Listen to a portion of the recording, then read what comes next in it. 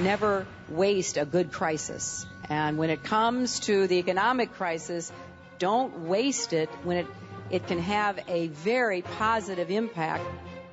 You never want a serious crisis to go to waste. The way we're going to win over the long term is not just militarily. We've got to win over hearts and minds. And what that means is we've got to invest in countries that have no educational infrastructure, have no means for young people to get ahead. We've got to give them a stake in creating the kind of world order that I think all of us would like to see. Stay tuned for politics and religion.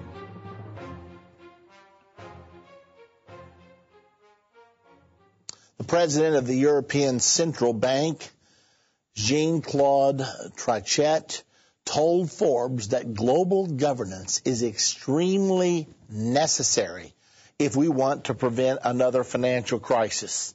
That doesn't sound too bad, does it? But listen to it this way.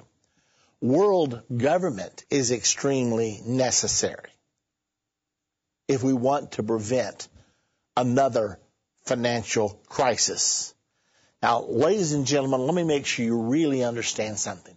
Every time you hear the term global governance, make sure you substitute in there world government, because that's exactly what this is all about.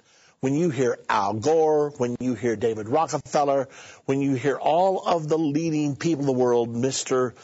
Brown from Great Britain, the head of the United Nations, Ban Ki-moon, when you hear them use the term global governance, you know you are hearing them say, we are for world government right now. So listen to the rest of what the president of the European Central Bank had to say in his prepared, printed, and spoken remarks to the Council on Foreign Relations. Trichet emphasized that politicians, economists, and financiers must work across the Atlantic and collaborate on methods to create an international set of standards. It is his belief that through global governance, through world government, the resiliency of the global financial system can be assured, noting that ultimately it was government's use of taxpayers' money, equivalent to around 25% of gross domestic product, GDP, on both sides of the Atlantic that prevented another catastrophic Great Depression from occurring. You know, this time the bankers didn't have to go through the horrible, messy process of watching everything crash. Of course, they had pulled their money out in advance, and then they moved in and bought everything, and then they had to disperse it. They didn't have to do that this time. Instead, the crash came, and they held forth the fear that we were going to have this Great Depression. So the government said, well, here, we'll give you your profits up front. Everybody keep their houses. We'll just revamp everything, tax everything. They infused to the international bankers 25% of the gross domestic product of both the United States and all of Europe just got hijacked by the international bankers. But it was neat. Now it's a done deal. It's over. Now they can pocket their profits until the sheep grow wool again and they're ready to be fleeced again. I hate to be so cynical, but that's exactly what's going on. Now, with the backdrop of a U.S. financial regulation bill being stuck in the Senate, he argued, three main points in support of creating internationally agreed rules.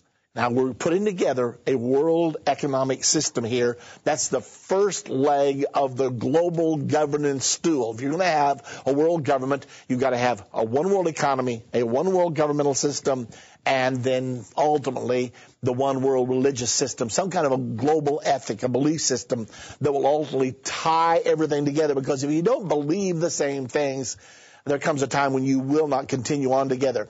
Point number one, first, the principle of subsidiarity is essential.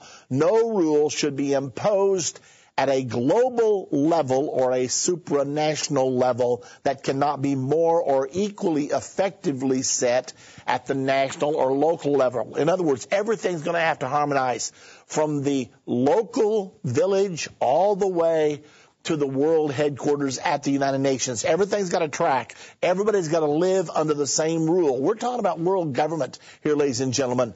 Secondly, it's not easy to create a complex set of rules in a complicated and often obscure field like finance. But that is absolutely critical if we want to create stable financial markets. Number 3, finally, global rules can be limiting from country to country, but that it is imperative now more than ever because financial innovation has spiraled out of control in a negative way. So we've got to create rules. We've got to stifle innovation. We've got to stifle freedom of movement. Everybody's got to be dictated to. Everything has to be controlled. Because if you don't do that, how can you expect to have a new world order? And that's really what we're talking about here when we talk about global governance. Daniel Estulin is the best-selling author of the Bilderberg Group. His new book, just released, is Shadow Masters. So, who really runs the world? We'll ask expert Daniel Estulin today on politics and religion. Look, there are two things I don't discuss: politics and religion. In my house, we don't talk about politics and we don't talk about religion. I'll talk to you about anything except politics and religion. I never talk about politics and religion. Politics determines how we'll live here on earth. Religion determines how we'll live forever. I'm Irvin Baxter. I think it's time we talk about it.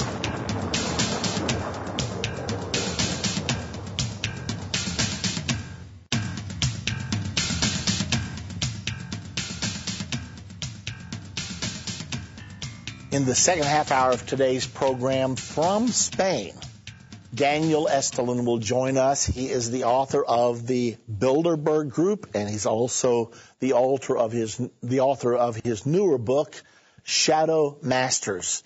And this book is actually entitled The True Story of the Bilderberg Group. Now, most of you out there have been familiar with Bilderberg to an extent. It's still that mysterious group of people, 100 of the richest people in the world meeting together once a year behind closed doors, no reporters allowed, surrounded by security, and they meet together, some people suspect, to set the agenda for the world for the next year. Mr. Estulin is an expert. He has moles on the inside of the Bilderberg Group, and he will be telling us some of the inside story today. And furthermore, he's going to talk to us about the role that the drug trade plays and what really is running the world behind the scenes, and that will come when we talk about Shadow Masters. And